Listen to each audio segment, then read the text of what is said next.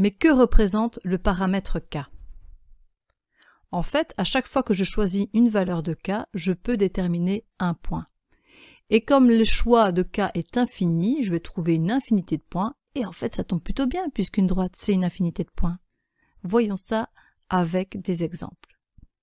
Déterminons un point appartenant à la droite D qui a pour équation paramétrique x égale 3k-5 et y égale moins 2k plus 1. Puisqu'à chaque fois que je choisis une valeur de k, je trouve un point, eh bien je vais prendre k égale 1 par exemple. Et si k égale 1, on va avoir une valeur pour x et une valeur pour y. Donc 3 fois 1 moins 5, ça fait moins 2.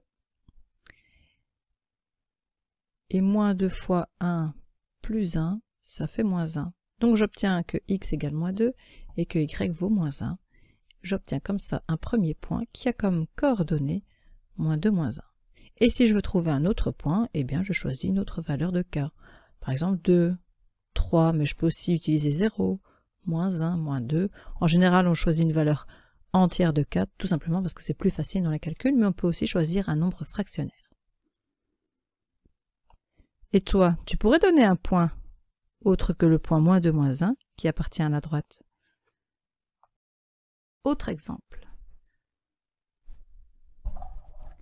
Le point A de coordonnées 4, 7 appartient-il à la droite D, la même droite que dans l'exemple précédent? En fait, pour savoir si le point A est un point de la droite, on va vérifier que l'on peut trouver une valeur de k, la même dans l'équation pour x et dans l'équation pour y, qui fait que quand je remplace x par le x du point A, donc par 4, et y par moins 7, eh bien l'égalité est bien vraie. Je vous montre. On cherche donc k pour que 4 égale 3k moins 5 et que moins 7 égale moins 2k plus 1. Si je peux trouver une seule valeur de k qui vérifie les deux équations en même temps, c'est bon. Avec la première équation, je trouve que 9 est égal à 3k et donc que k égale 3. Avec la deuxième équation, j'obtiens moins 8 égale moins 2k, ce qui signifie que k égale 4. J'ai résolu les deux équations séparément et je remarque que pour la première équation, je trouve k égale 3, pour la deuxième k égale 4, et comme ce n'est pas du tout la même valeur de k, on conclut que le point A n'est pas un point de cette droite. Et à ton avis, est-ce que le point moins 1, moins 3 est un point de cette droite? Comment peut-on passer des équations paramétriques d'une droite à son équation réduite? Je vais t'expliquer avec un exemple. Déterminons l'équation réduite de la droite D dont on donne évidemment les équations paramétriques. Une première façon de faire, c'est d'isoler k dans chaque équation. Et ensuite, on égalera les fractions. Si j'isole k dans la première équation, j'ai x plus 5 divisé par 3 égale k. Et dans la deuxième équation, j'ai y moins 1 divisé par moins 2 égale k. Le k de la première et de la deuxième équation, c'est évidemment le même paramètre. Donc, j'écris que les fractions sont égales, c'est-à-dire que x plus 5 divisé par 3 et y moins 1 divisé par moins 2 sont égaux. On va faire un petit produit en croix. Donc, moins 2 fois x plus 5 est égal à 3 fois y moins 1. On distribue, on a donc moins 2x moins 10 égale 3y moins 3. Et le principe dans nos calculs, c'est d'arriver à isoler y. Donc moins 2x moins, alors 10 plus 3, ça fait moins 7, égale 3y.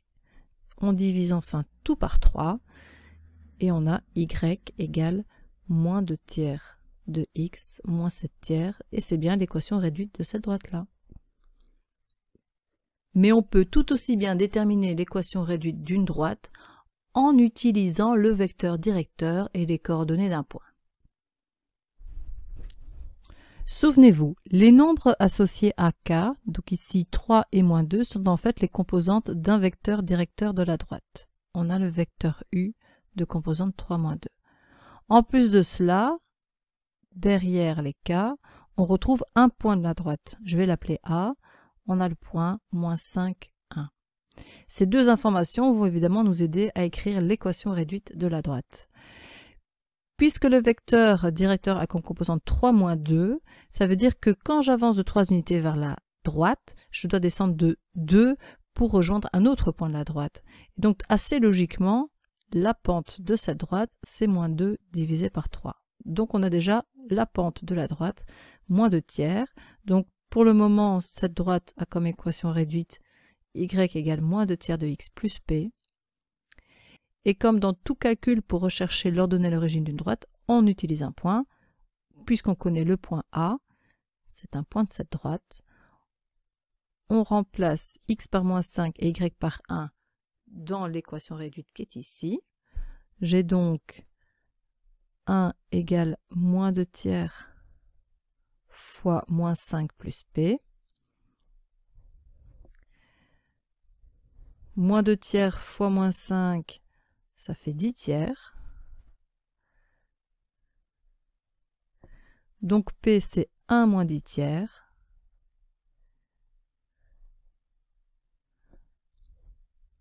Ça donne moins 7 tiers.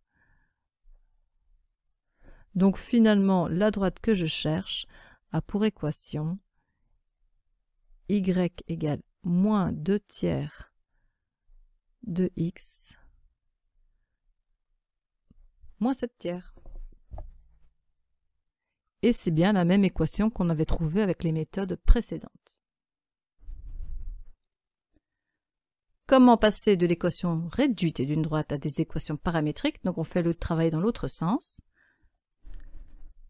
Voyons avec un exemple.